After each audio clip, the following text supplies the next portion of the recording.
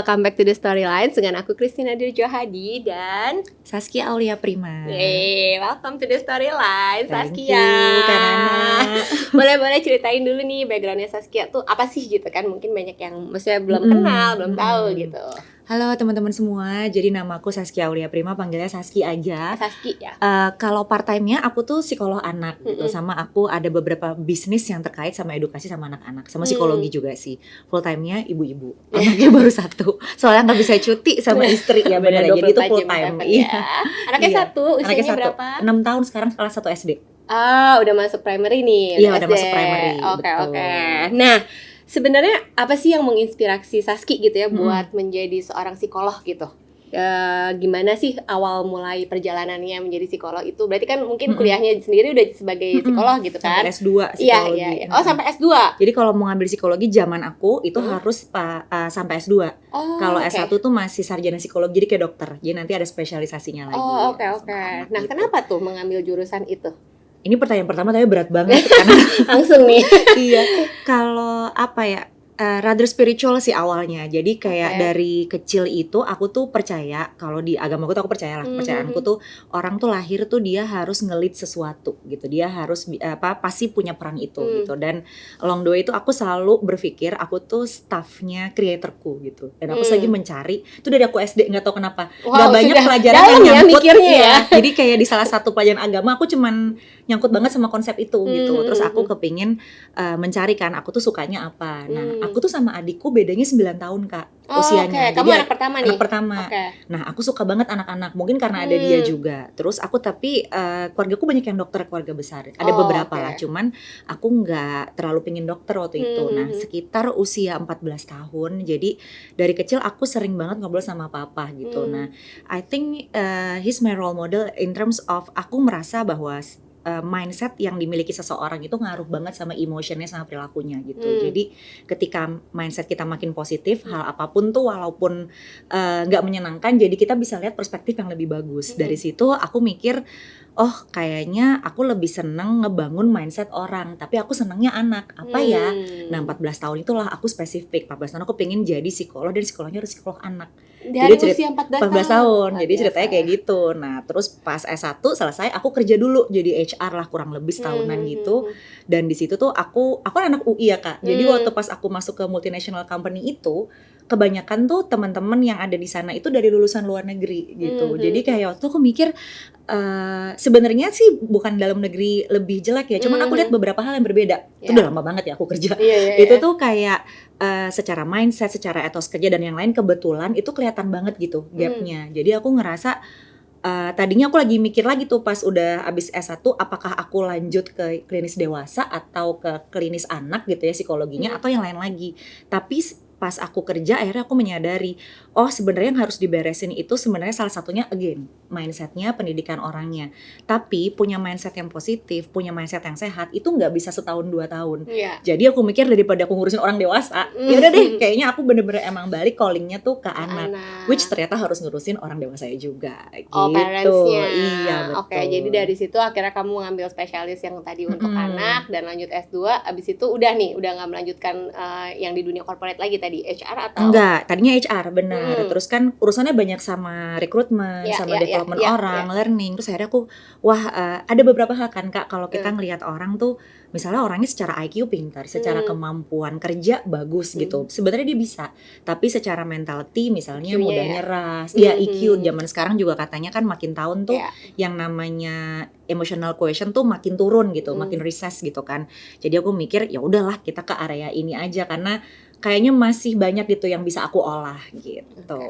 Terus journey-nya itu berarti setelah tadi lulus S2 kamu langsung praktek sendiri kayak kamu bikin apa sih kayak klinik gitu ya? Atau gimana tuh? Jadi waktu dari S1 aku tuh aku tipenya ini kan Nana. Jadi aku gak bisa belajar satu hal tuh misalnya aku lagi kuliah tentang A gitu. Aku itu mulu. Jadi aku tuh pasti pingin ada kegiatan lain supaya gak bosan. Jadi banyak side hustle-nya juga gitu ya. Jadi aku kerjain hal macam-macam lah dari mulai yang nyambung sampai gak nyambung gitu. Pokoknya gue kerjain aja gitu. Nah, terus dari situ tuh waktu itu jadi sebelum lulus S2 aku tuh udah mulai jadi pembicara tapi yang kecil-kecil di komunitas gitu-gitu. Dan nyobain untuk tahu kira-kira ilmu psikologi ini tuh bisa di-spread seberapa gede sih. Karena waktu aku masuk S2, semua dosen aku bilang kalau mau jadi psikolog itu ya emang one on one, praktek di ruangan gitu. Kebetulan papaku tuh punya sekolah. Jadi kita tuh udah lama juga punya sekolah dari preschool sampai SMA di daerah Cibubur dan Cikarang. Jadi papa kamu nih bukan dokter ya tadi ya? Bukan. Papaku tuh keluarga besarnya. Tapi dia malah semangatnya di pendidikan gitu. Nah, terus ya udah abis itu aku ketemu satu profesorku, dia bilang, kamu kalau memang mau mengolah ilmu psikologi dimanapun kamu berada, itu kamu udah praktek. Jadi jangan dibatasin ruangannya kecil atau gede. Ya udah Kak, dari situ aku mikir dulu psikologi ilmunya belum sepopuler sekarang. Jadi orang selalu ngerasa kalau ke psikolog ini ada masalah gitu.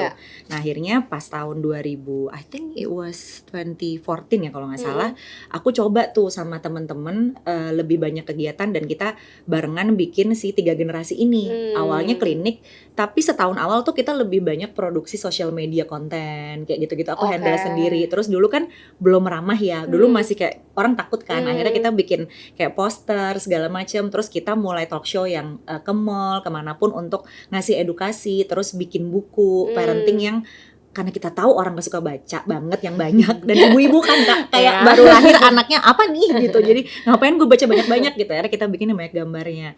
Dari situlah jadi begitu lulus aku langsung memang prakteknya di klinik yang aku buat sama teman-teman sambil nyobain beberapa kerjaan lain. Itu dulu dari situ.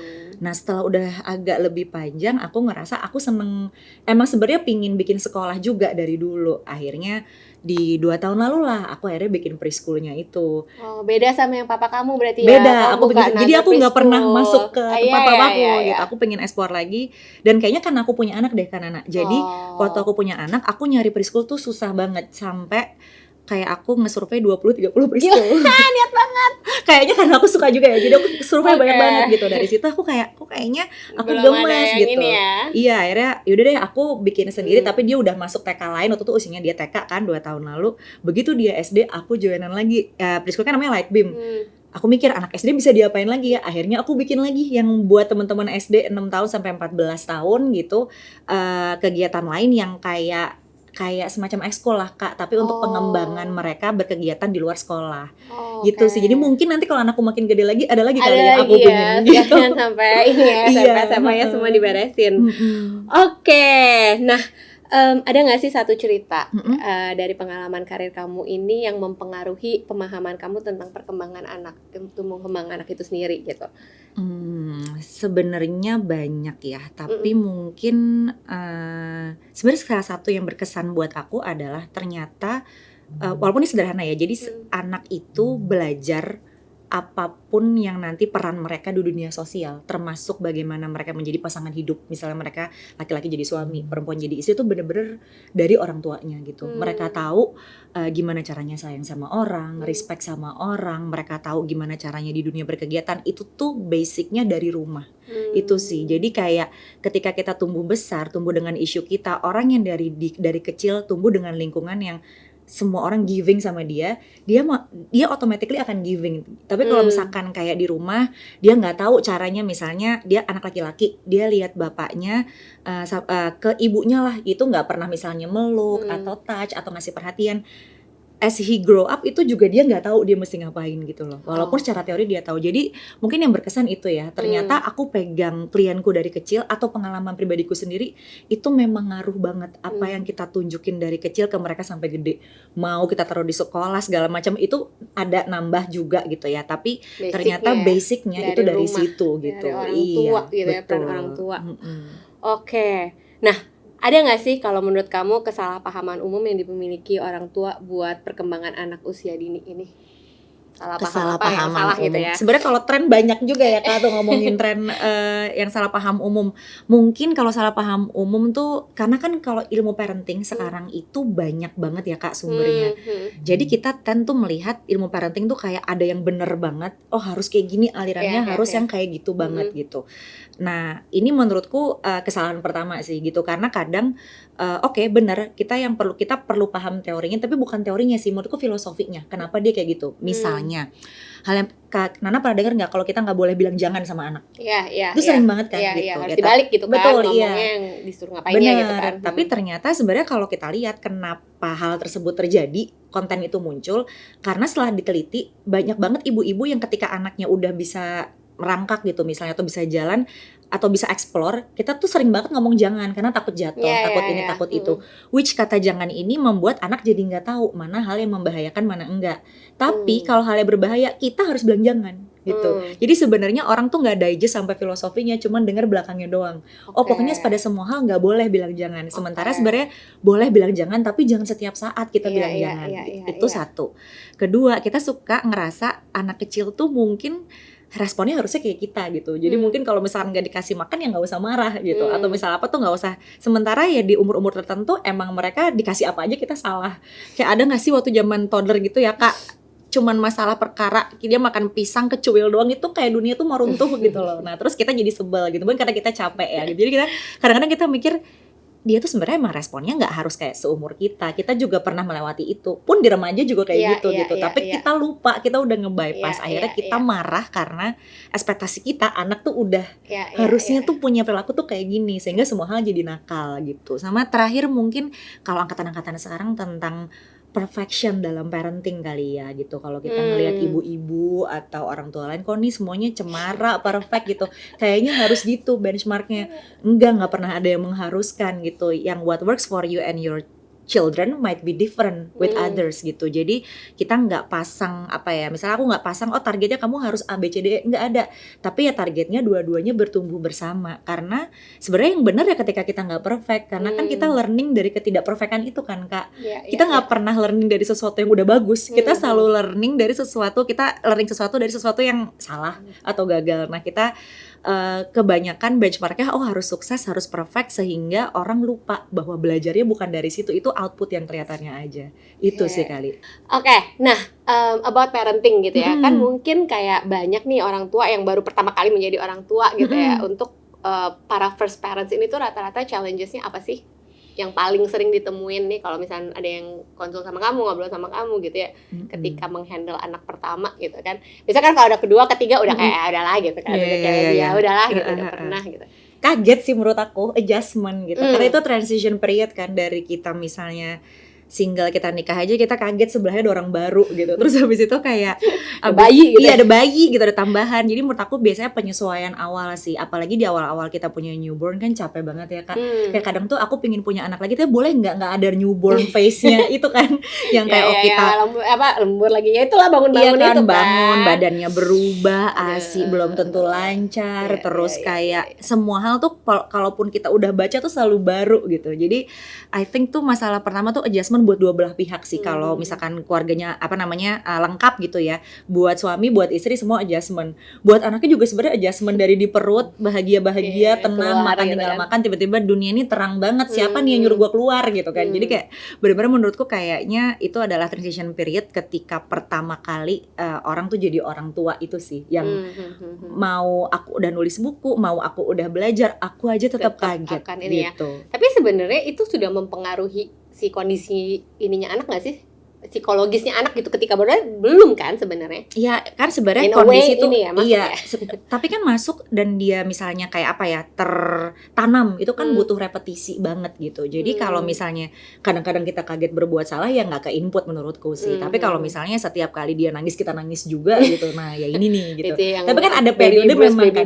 ada periode dia nangis kita juga nangis, pasti ada, nggak mungkin nggak gitu. Jadi tapi kalau menurutku sih kalau sampai itu tertanam itu perlu repetisi yang sangat banyak gitu. Jadi don't worry kalau kita make any mistakes, karena kalau nggak bikin salah sekarang pasti kita bikin salah 5 menit lagi, 5 hari lagi, 5 bulan lagi. Jadi kayak kalau nggak bikin salah malah aneh gitu. Jadi benar-benar emang ya yang menetap itu adalah sesuatu yang sering banget terjadi aja sih menurutku. Jadi kalau one time gitu sebenarnya nggak akan ketanam dan nggak akan nyantol kita juga, nggak kan mungkin sabar setiap hari 24 jam kan Kak. Nah ada nggak sih saran kamu buat orang tua yang yang kayak merasa kewalahan gitu dengan tekanan-tekanan ketika membesarkan anaknya?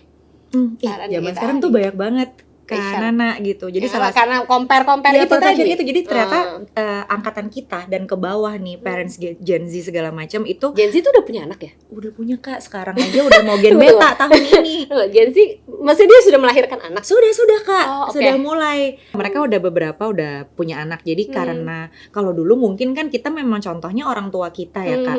Dulu kita kita kan baru-baru inilah kita ngelihat sosok ibu mana dia ngapain gitu kan yang di Hmm. sosial media. Mereka kan bangun sosial media. Jadi Hmm. memang salah satu tantangan terbesar itu adalah comparison ya. Sementara emang otak kita didesain untuk terus-terusan comparing. Sebetulnya bagus karena kalau comparing yang bagus tuh ketika kita merasa terinspirasi sih. Iya. Cuman Kan kebanyakan terintimidasi gitu ya. terintimidasi gitu. Jadi kalau orang dulu katanya karena kalau stres itu kalau ngelihat sesuatu yang benar-benar bahaya kayak beruang, kayak binatang buas gitu. Kalau sekarang mungkin postingan tetangga juga udah Udah bikin panik. udah bikin panik, sepanik kita lihat beruang. Jadi bayangin nggak kerja otak kita tuh sangat keras banget dalam menghadapi situasi itu. Jadi kalau misalnya ditanya saran buat orang tua zaman sekarang gitu ya yang baru, ya yang pertama adalah ini basic tapi harus kita tuh bersyukur aja sih sama yang kita punya tuh apa ya menurutku gitu tuh satu gitu. Jadi nggak kayak kita comparing terus sama orang tuh bisanya apa. Terus nomor 2 ya kalau kita punya kebutuhan-kebutuhan yang memang kita tahu untuk bisa jadi parents tuh kita harus sehat mental, coba disesuaikan aja. Nggak semua orang kok healingnya harus selalu ke luar negeri. Yang keluar negeri mulu juga sebenarnya nggak healing mulu kan Kak gitu. Nggak ada yang tahu gitu. Jadi maksud aku cari porsi hal yang kita nyaman dan kita bisa lakukan. Karena bener kan kayak tadi aku nanya makan anak, karena anak-anak udah pulang belum nih yang satu udah yang dua enggak. Tapi kan orang yang anaknya 3 sama anaknya 1 gitu itu kan pasti beda ya cara kita coping sehari-hari. Jadi cari yang sesuai kebutuhan, nggak usah selalu ngelihat orang tuh gimana. Jadiin orang lain tuh inspirasi yang memotivasi ya Kak, bukan yang mengintimidasi kita gitu. Dan nggak harus plek-plekan ditiru. Sama mungkin yang ketiga punya teman kali ya, karena punya support system yang bagus punya gitu. komunitas atau punya Komunitas ini ya, gitu kan ya, aku lihat banget komunitasmu sih. juga positif kan orang gitu. Jadi Ya. kalau orang-orangnya positif, suportif ya kalau ya udah. Dan kalau misalkan selalu kita ada dalam community yang kita selalu nggak nyaman, kita selalu ngerasa kayak mungkin mereka nggak salah, ya udah ganti tempat gaul aja nggak apa-apa gitu. Jadi kayak ya makin kita dewasa juga circle memang makin kecil kan gitu. Jadi kita pilih aja yang mana yang membangun kita as a person gitu sih menurutku. Luar biasa lengkap tuh ya. Nah, kalau menurut kamu sendiri tuh sekarang ini orang tua gimana sih cara belajar buat mendukung perkembangan anaknya? Mungkin kan tadi udah banyak banget lah ya sebenarnya podcast atau even buku-buku gitu tentang parenting segala macem gitu kan. Jadi, tapi itu kan sendiri sebenarnya informasi nggak semuanya juga benar gitu kan. Mungkin ada dia sebenarnya informasinya apa tapi yang diambil apa gitu kan. Nah, gimana sih memilah-milahnya itu loh? Kalau aku sih kalau milah-milah, aku biasanya ngambil beberapa angle sih. Jadi kalau misalkan emang aku mau tahu yang secara saintifik untuk biar aku merasa nyaman gitu, memang aku ngambilnya dari website atau research yang kredibel, atau tanya temen yang expert gitu. Misalnya expert apapun, expert finance kalau aku butuh, expert dokter gitu, atau psikolog, bahkan mungkin psikolog anak pun yang ahlinya di bidang tertentu gitu. Jadi kayak psikolog anak aja tuh masih banyak ada lagi ya misalnya sensori apa. Jadi supaya aku tuh nggak mikir sendiri gitu. Karena kan kadang kalau kita mikir sendiri kan ini ya kan anak kayak jangan-jangan anak gue salah gitu, kayak selalu ada yang salah gitu. Terus itu kalau dari angle yang saintifiknya atau teoritis gitu, yang kadang-kadang kalau kita apply itu sebenarnya banyak cobaan kan, karena kita harus sabar segala macam. Angle kedua, angle spiritual aja Kak, emang kayak oh ya ada hal-hal yang aku tuh lupa gitu loh, karena kan dari kecil sampai gede tuh aku selalu belajar semua tuh ada tujuannya, ada goal jangka panjangnya, harus sesuai target, harus ada KPI-nya. Jadi ibu-ibu KPI kita bubar nggak sih Kak? Iya sih, mana iya enggak sih. Jadi kayak aku baru tahu, oh kedewasaan itu terjadi ketika aku udah bisa melalui hal-hal yang nggak pasti dengan lebih tenang gitu. Kalau dulu aku semuanya tuh pengen aku kontrol. Nah ini aku lupa aku tuh manusia biasa gitu ya. Jadi aku akhirnya ya itulah belajar angle-nya dua, yang satu sangat terukur, yang satunya yang nggak terukur itu diserahkan, karena supaya beban aku tuh nggak sendirian aku tanggungnya gitu, sehingga aku nggak ngerasa semuanya tuh salah gitu. Itu kan capek ya Kak, kita ada guilt terus gitu. Itu sih kalau aku dari dua angle itu ya. Kalau yang bener ya, kalau mau bener dalam rangka saintifik tadi ya kita cari expert, kita cari jangan sendirian deh, kecuali aku udah tahu pun takutnya aku bias sama anak sendiri, jadinya aku biasanya nyari lagi second opinion gitu. Oke Saski, kalau melihat ke depan ada nggak sih perubahan-perubahan yang kamu harapin terjadi di bidang psikologi anak gitu? Dan apa tujuan? Ada nggak masih tujuan yang pengen kamu capai gitu di dalam pekerjaan ini? Mau S3 gitu misalkan, atau mau buka apa lagi? Kayaknya ya. Masih ya. Banyak karena kayak menurut aku itu ilmu baru yang tiap tahun tuh ada pengembangan barunya lagi gitu. Jadi bahkan aku tuh kayak kepingin kayak udah ada preschool, terus pas aku lihat oh sebenarnya yang jantung hatinya tuh gimana interaksinya guru ke anaknya. Tapi mungkin kita punya sourcing guru juga nggak banyak yang maksudnya masih banyak yang bisa diimprove lah gitu. Jadi Mhm. mungkin kalau misalnya ada kampus yang bisa produce guru anak usia dini yang bagus juga menarik gitu ya misalnya gitu. Jadi aku suka ngebayang-bayangin gitu. Kalau improvement lain mungkin untuk ini sih, untuk lebih banyak expert-expert gitu atau teman-teman yang ngerti bidang ilmu apapun untuk lebih banyak bersuara gitu. Oke. Sehingga kita juga lebih mudah untuk mendapatkan informasi, Mhm. bukan cuma sekedar lebih banyak bersuara sih, tapi lebih banyak juga memperhatikan kira-kira orang itu belajar dari kita bisa paham dengan bahasa seperti apa. Karena kan expert tuh kayaknya tuh kita Iya, bahasanya tuh ngomongnya, lumayan iya, susah kan. iya, iya. Karena kita tiap hari hidup dengan itu, tapi kita lupa ketika kita delivery sesuatu atau kita jelasin ke orang deh, nggak usah expert apapun. Targetnya tuh bukan kita jelasin, tapi targetnya orang tuh mengerti apa yang kita jelasin. Nah itu tuh kayaknya pembelajaran empati seumur hidup juga sih buat aku. Jadi Iya, iya.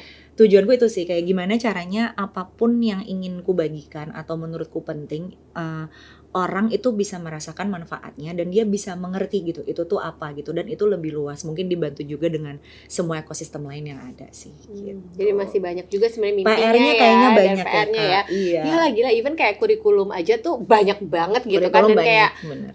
banyak yang masuk lagi gitu kan ke Mm-mm. Indo gitu, tiba-tiba nanti ada yang kurikulum Mm-mm. Finland gitu yang kayak menarik Betul. juga, yang sebelumnya kan mungkin Montessori, Mm-mm. aku nggak tahu sih, nggak gitu research kamu kan, Betul. pasti kamu lebih expert. Cuman kan Agak-agak itu ya, Kak. kayak akan terus berkembang Iya, gitu ada kan di lagi, ada situ lagi, kan, benar. jadi pasti masih inilah ya, Masih masih muda, panjang, bisa. bisa. Oke, ada nggak sih pesan-pesan yang pengen kamu sampaikan nih buat para orang tua di luar sana gitu ya? Apa gitu message yang pengen kamu sharing? Kalau menurut aku Tadi udah banyak sih sebenarnya iya sih. gitu ya. Belajar bareng terus gak sih, Kak? Ketemu Iya, kakak iya. aku belajar, ketemu siapa lagi aku belajar. Penasaran aja gitu. Anggap aja semua hal tuh kita tuh nyari data gitu. Itu Oke. satu sih, kayak bener-bener ya udah kalau salah ya berarti datanya lagi salah gitu. Maksudnya kita lagi ini gue salah, besok benerinnya apa. Yang kedua ya mindset tadi sih. Aku ngerasa orang-orang tuh ketika mindset kita lebih positif gitu, somehow surroundings kita juga bisa ngerasa itu, dan kita juga kalau ada masalah juga lebih ya udahlah gitu kan. Jadi aku tuh ngerasa happiness tuh bukan kita selalu gembira, tapi happiness tuh ada cobaan kita juga ya udah deh nggak apa-apa gitu kan. Which itu susah banget. Iya, tapi itu benar-benar kalau kamu ajarin dari anak-anak usia dini tuh jadi terbentuk ya mindset. Lebih bisa banget, lebih gue bisa. sih anak gue 3-3 abis ini titip ya. Tapi kan Kak, coba deh Kakak lihat, ada kan orang itu yang kayak misalnya pinter banget, tapi emang gampang. Aduh kayaknya gue gak bisa deh ini. Itu kan keblok banget semua hal. Padahal mungkin IQ-nya bagus banget. Even anak aja 3 beda semua gitu iya, kan. dulu papaku kalau aku bilang saya pulang nih, ngerjain matematika lah ya. Dulu kan momok hidup kita itu kan gitu. Terus kayak, aku suka banget tapi. Iya, tapi kan kebanyakan orang takut iya. Papa ini gimana ya? Aku tuh kayaknya nggak bisa. Enggak, orang tuh nggak boleh ngomong nggak bisa. Orang tuh ngomongnya belum bisa gitu. Nah, with that specific details yang cuman diganti satu kata aja, itu tuh merubah banyak hal gitu. Ya kalau belum berarti gue bisa cari lagi ya. Jadi akhirnya nggak sebel sama math-nya gitu. Jadi kayaknya hal-hal kayak gitu sih yang daripada kita mikirin jangan dan yang lain tuh adalah gimana sih kalau ada sesuatu yang gagal atau misalkan anak kalah lomba, itu kan kadang kita juga sedih ya gitu. Kita ekspresinya harus gimana, kita nanya ke dia tuh harus apa supaya dia mau ngulanginnya lagi, dan bahwa kalau kadang kita kalah, kita salah, itu tuh it's okay dan kita harus celebrate juga. Jadi jangan yang sukses-suksesnya doang yang di-celebrate. Itu sih salah satunya. Oke. Nah ini pertanyaan-pertanyaan tambahan aja ya. Kalau kamu bisa buka bisnis yang nggak terkait dengan bisnis yang kamu gelutin sekarang, kira-kira mau bisnis apa lagi sih?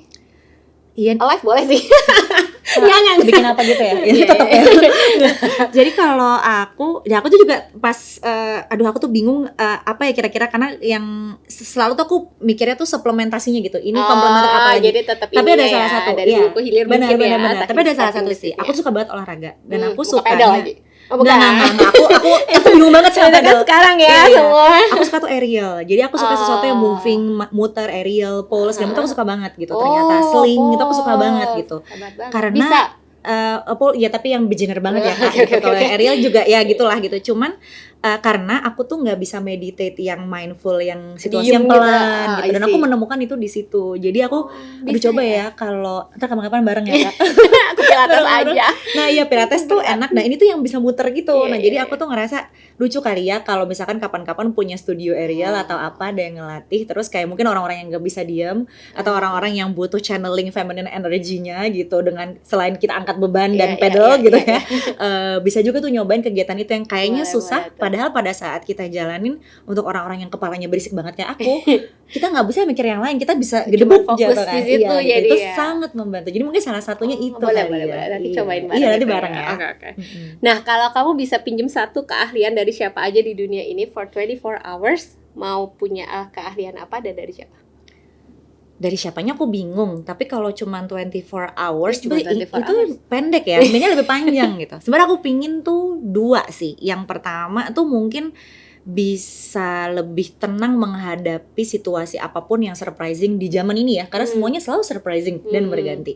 Jadi ketenangan bukan cuma strategi kita hajar, tapi juga tenang kalau ada masalah, itu tuh satu. Yang kedua kayaknya lebih ke, nah aku tuh pingin ketika bekerja atau ketika hidup sehari-hari tuh bisa banget ngebantu orang-orang yang lain juga tuh ke influence untuk bergerak ke dirinya dia yang lebih baik gitu loh Kak, gitu. Aku pingin punya skill yang gimana caranya ya kalau gue towel gini, dia juga akhirnya mindsetnya bagus gitu. Kalau apa jadi mereka juga bukan cuman aku yang lari, tapi mereka juga lari bareng. Gue juga mau itu. Iya kan, ke siapa aku bingung. Iya kan Tapi skillnya siapa gitu kan? Iya. Kalau bisa toel semuanya langsung mindsetnya positif dan jalan sih. Iya, jadi kadang tuh aku suka mikir, oke tim aku udah bagus atau Iya, teman-teman iya, aku atau kayak partner aku udah oke, tapi alangkah baiknya kalau kita ada yang ngegas lagi nih bareng gitu ya, nggak berhenti aja gitu sih. Ada nggak kayaknya. tuh satu role model yang kayak kamu iniin banget? Papaku sih Oh ya, gitu. papamu itu tadi ya, balik Iya, lagi karena ya. beliau tuh bisnisnya tuh banyak banget gitu. Salah satunya tuh punya pabrik juga. Aku inget waktu itu beliau tuh karyawannya pada demo lah Oh, gitu. bener. Itu beliau datang aja gitu sendiri, tenang, dan beliau tuh sangat bisa bergaul dengan berbagai macam kalangan gitu. Jadi semuanya tuh oke gitu. Nah, aku tuh kayak ini nih yang aku tuh nggak punya, walaupun papaku juga nyebelinnya banyak ya gitu. Dia pasti pengen banget nonton ini.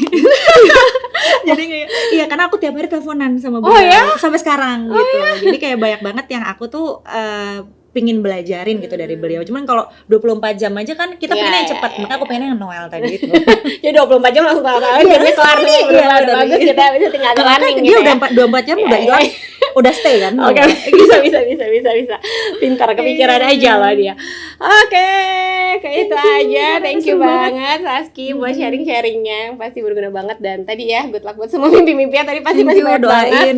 Bisa pastinya. Dan apa tadi 3 generasi? Ada 3 generasi, ada light beam sama ada mindtastic. Nah, ya semua lancar, sukses, berjaya. Thank you Saski, dan thank you semua yang udah nonton. See you.